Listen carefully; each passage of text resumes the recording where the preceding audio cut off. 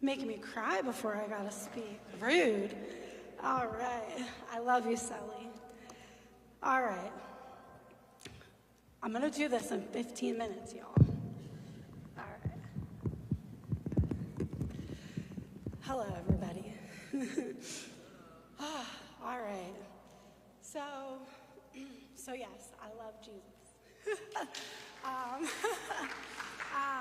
So let me just tell you a little bit about what it used to be like. Basically, both of my parents were addicts, alcoholics. I have one older brother who's 6 years older than me, so a lot of my life when I was younger, I was pretty much by myself, and my dad was usually working or at the bar, and my mom was working, but I was by myself a lot, and I never really felt as a kid that like I fit in, and there was never really a lot of love when I was younger. So I searched for things. I noticed as I got older, I would search in all the wrong places, and I would kind of camouflage myself growing up to like fit in with whoever I needed to fit in with. But I never really knew who I was. I don't know, I always felt like an outcast. And I was bullied a lot in like elementary school and middle school. And then finally, high school came around, and I started, I found weed, and I found alcohol, and then I started feeling comfortable and filling that void with all the wrong things. And that was it. So I met the father of my 4 children right after high school. And growing up, I still like always had that like God conscious that's inside of all of us. Like I've always believed. My great grandmother was always like, she always carried the Holy Bible, and she always preached about God, and I always believed what it was like foxhole believing, like foxhole prayers kind of thing. And my dad, even though he was an alcoholic, my dad would give you the shirt off of his back. He always believed, always encouraged me to do the right thing. So I've always had like that right from wrong kind of, knowing right from wrong. So anyway, I met the father of my kids, and he was into like pills, and I ended up getting pregnant with twins when I was 18, and he didn't want to have kids, so we broke up. I chose to still have the children for a year and a half. It was just me by myself raising my kids with the help of my mom, of course. But I always kind of felt like, I wanted that like picture perfect family.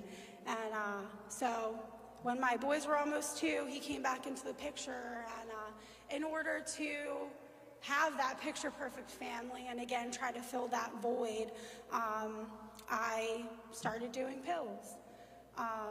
And after that, it was game over. So fast forward, I had another son in my addiction, got arrested, went to jail in my early 20s, and got clean after jail.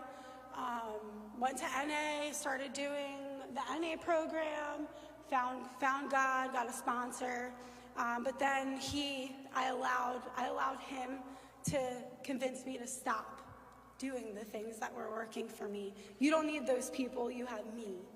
And I listened because again, I wanted this picture perfect family / life, and like it was very codependent.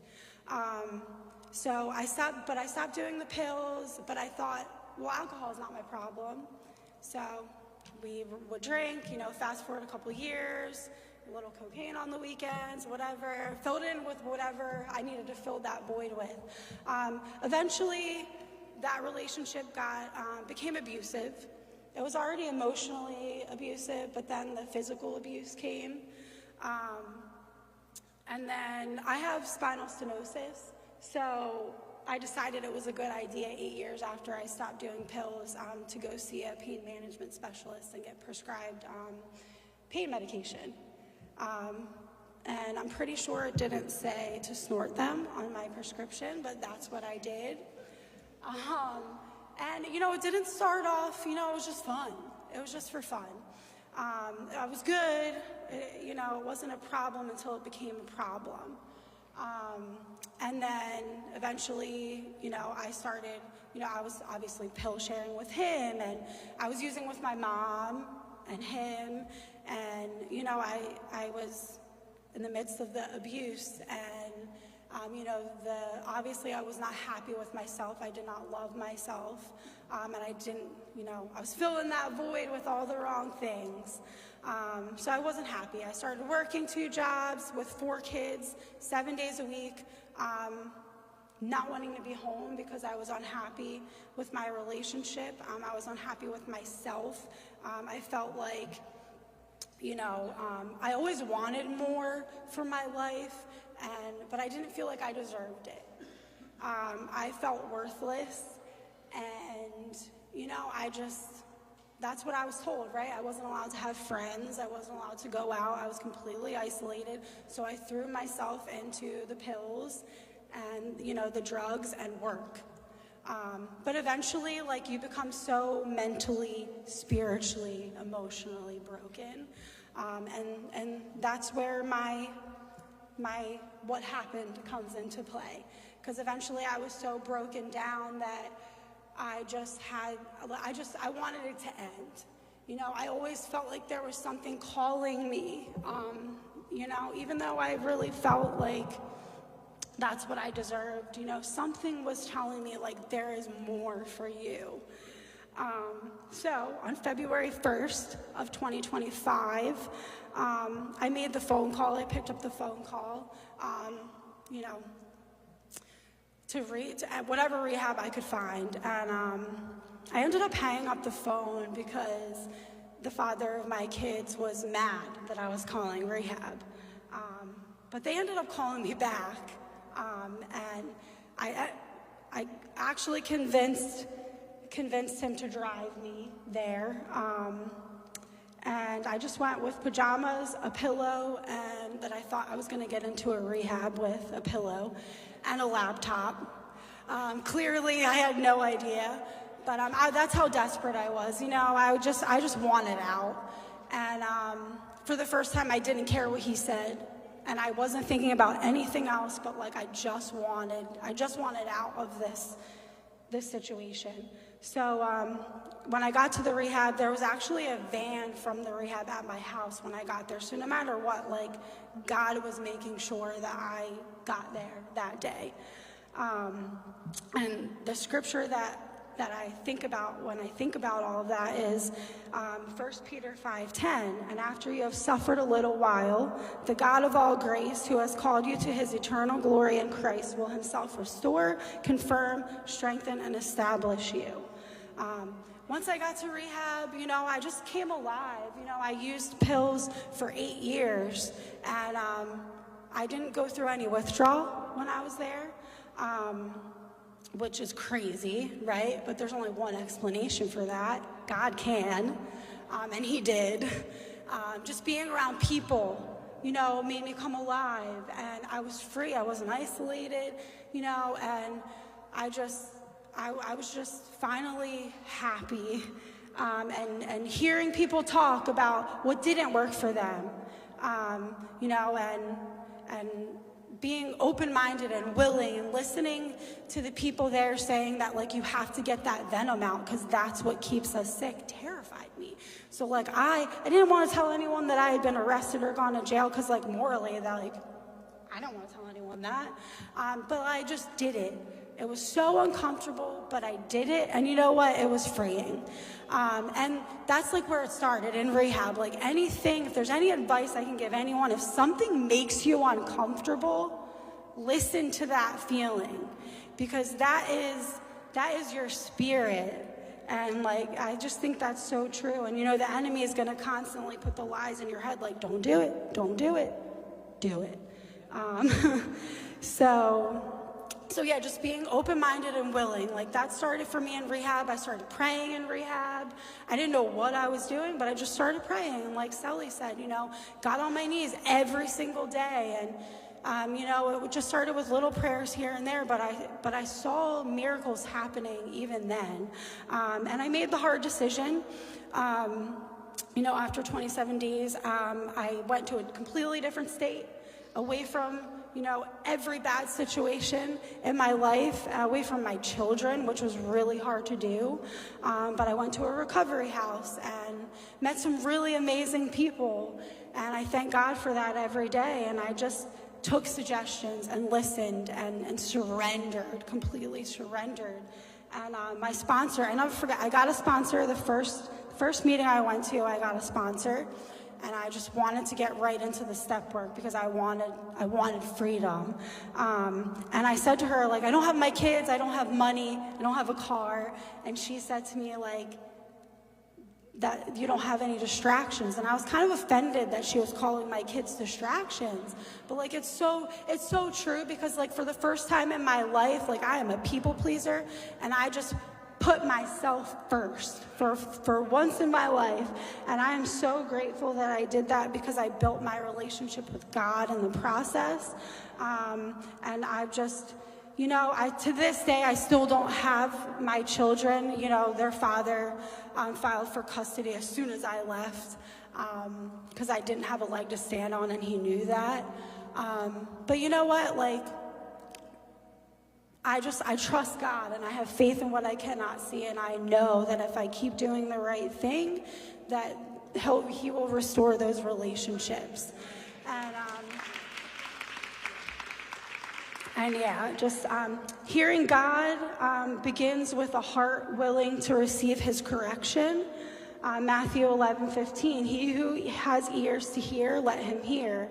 You know, and just not having a hardened heart and refusing to listen is, you know, my heart was so hard from all the things in my life and the abuse and, you know, the lies that the enemy filled my head with.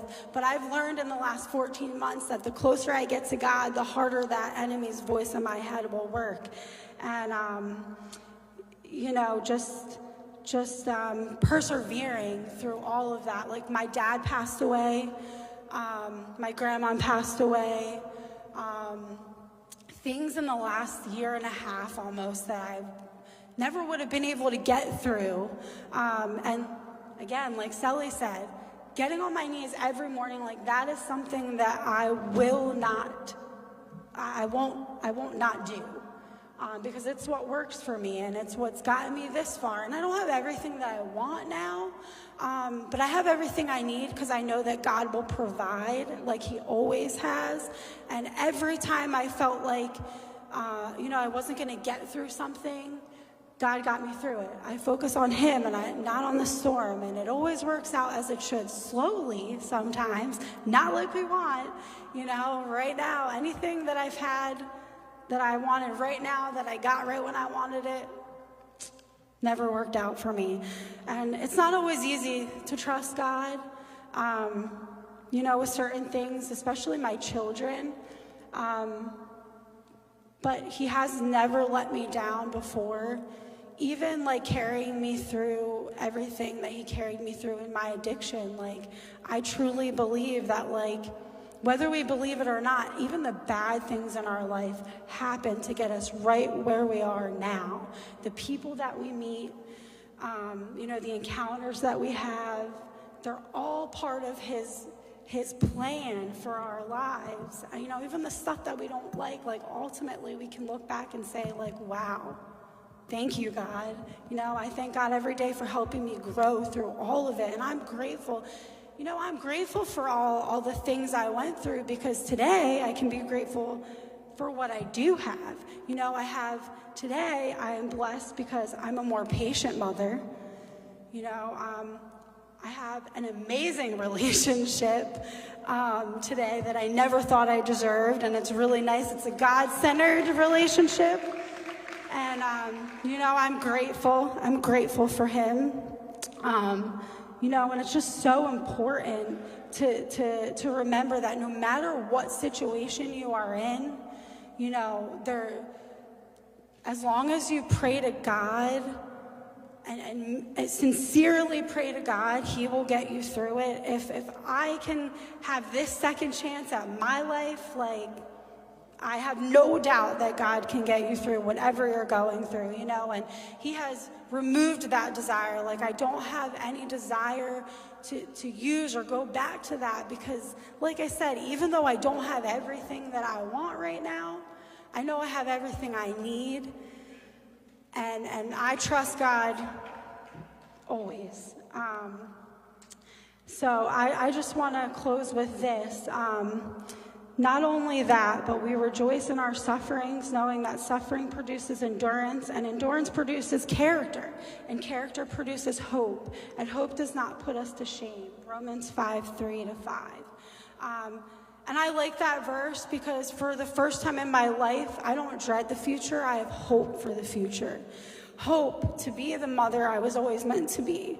Hope to be the friend that to be the woman that God has always intended me to be, and to help people, to be that light for somebody else, like other people have been for me in the last year and a half. Like, that's all that this is about, just letting God work through me to shine that light and bring others to his glory. Like, I could not ask for more.